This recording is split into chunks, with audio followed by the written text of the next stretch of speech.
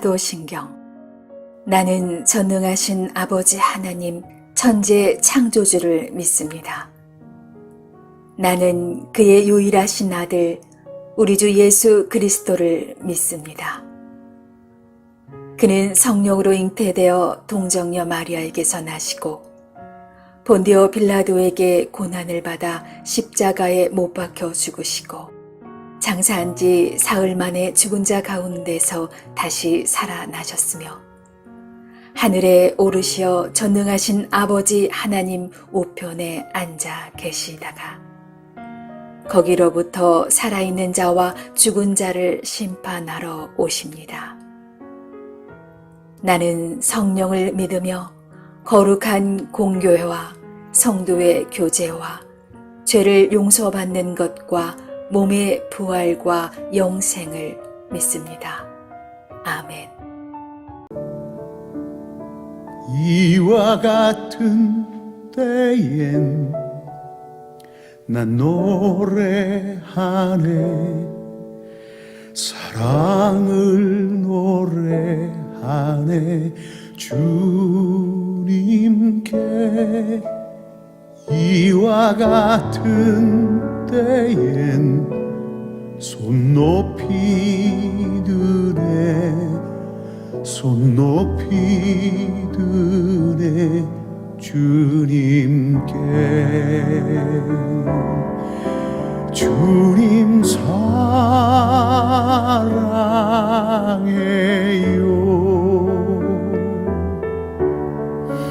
사랑해요 사랑해요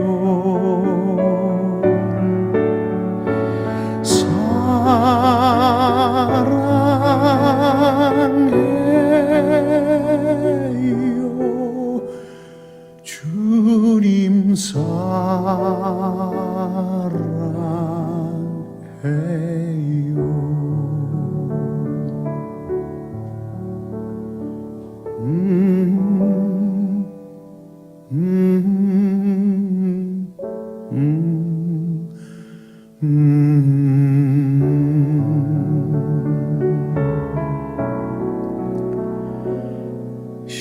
신령과 진정으로 예배 드리네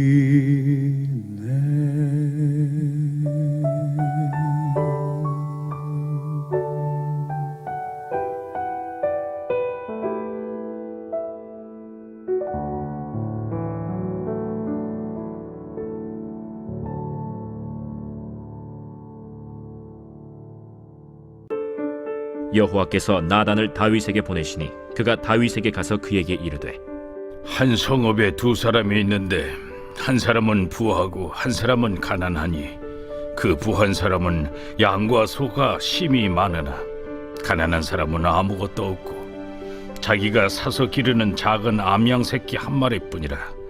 그 암양 새끼는 그와 그의 자식과 함께 자라며 그가 먹는 것을 먹으며 그의 잔으로 마시며 그의 품에 누움으로 그에게는 딸처럼 되었거늘 어떤 행인이 그 부자에게 오매 부자가 자기에게 온 행인을 위하여 자기의 양과 소를 아껴 잡지 아니하고 가난한 사람의 양 새끼를 빼앗아다가 자기에게 온 사람을 위하여 잡았나이다. 다윗이 그 사람으로 말미암아 노하여 나단에게 이르되 여호와의 살아계심을 두고 맹세하노니 이 일을 행한 그 사람은 마땅히 죽을 자라. 그가 불쌍히 여기지 아니하고 이런 일을 행하였으니 그 양새끼를 4배나 갚아주어야 하리라. 나단이 다윗에게 이르되 당신이 그 사람이라. 이스라엘의 하나님 여호와께서 이와 같이 이르시기를 내가 너를 이스라엘 왕으로 기름 붓기 위하여 너를 사울의 손에서 구원하고 내 주인의 집을 내게 주고 내 주인의 아내들을 네 품에 두고 이스라엘과 유다 족속을 내게 맡겼느니라. 만일 그것이 부족하였을 것 같으면 내가 네게 이것저것을 더 주었으리라. 그러한데 어찌하여 내가 여호와의 말씀을 업신여기고 나보기에 악을 행하였느냐?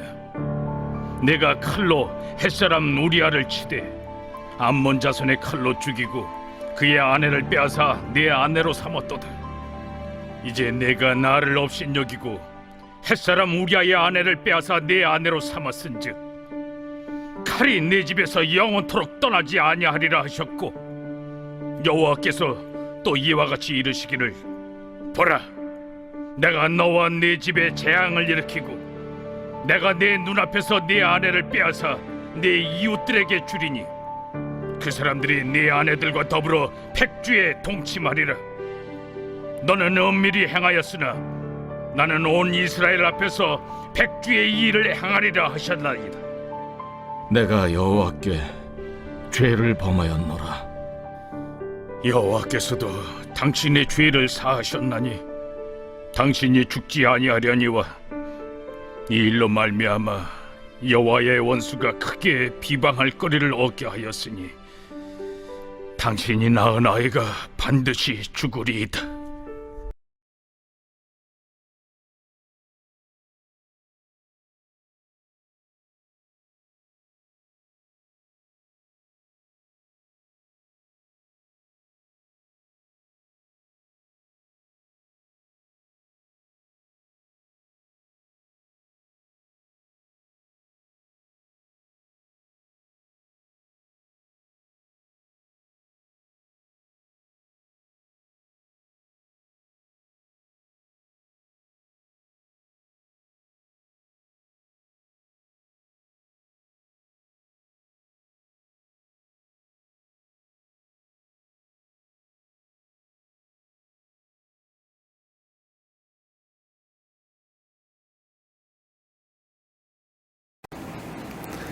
샬롬.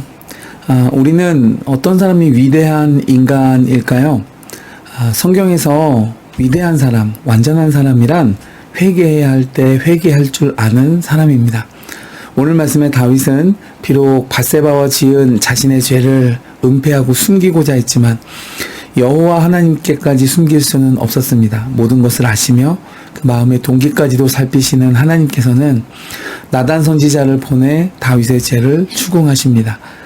다윗의 이 범죄의 시작점은 그가 여호와 하나님의 말씀을 업신여긴 것에서부터 시작되었습니다.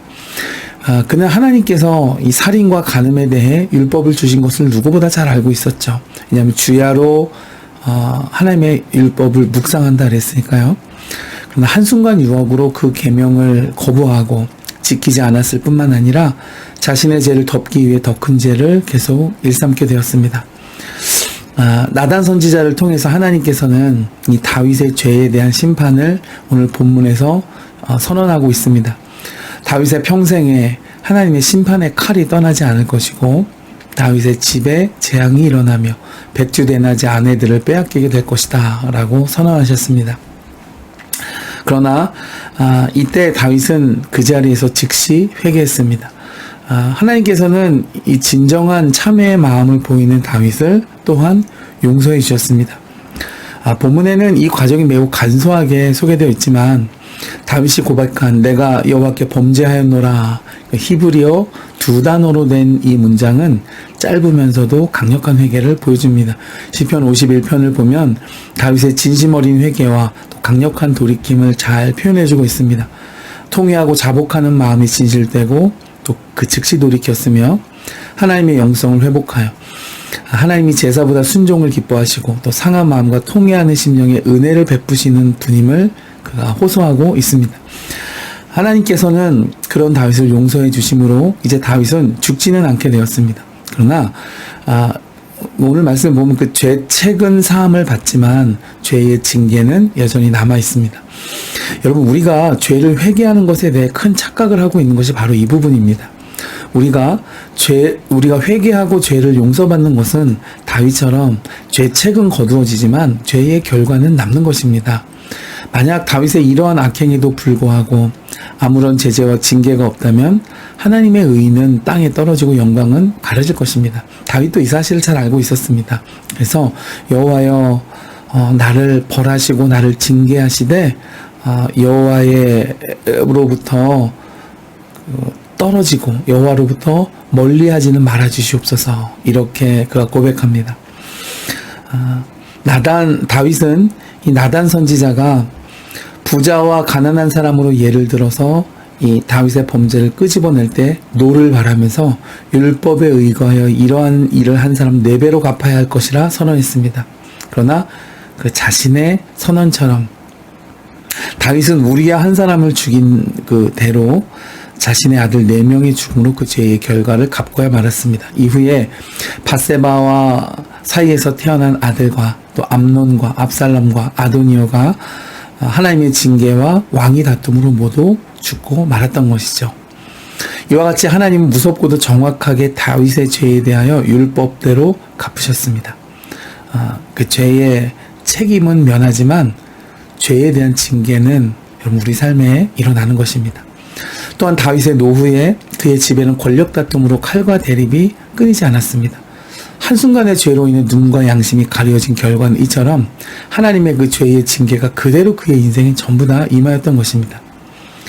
큰 시련과 징계로 그 죄의 결과를 그는 감당하고야 말았습니다.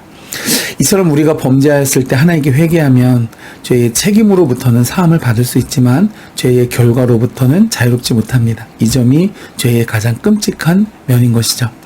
여러분, 우리가 불순종하며 설렁설렁 짓는 모든 죄의 결과는 우리의 영혼과 우리의 삶을 병들게 만든다는 사실을 꼭 기억할 수 있길 주의 이름으로 축복해 드립니다. 그러므로 작은 죄도 무서워하고 두려워하고 그 유혹에 이끌려서 이 정도는 괜찮겠지, 아무도 모르겠지 라는 하나님의 눈을 덮는 이런 죄의 결과를 범하지 아니하고 어떻게 하면 주님을 기쁘시게 할까, 어떻게 하면 주님의 말씀에 순종하여 삶의 열매를 맺을까, 믿음으로 그 빛을 발할까, 그 길에 정진하실 수 있는 복된 하루 될 수 있기를 주의 이름으로 축복해 드립니다.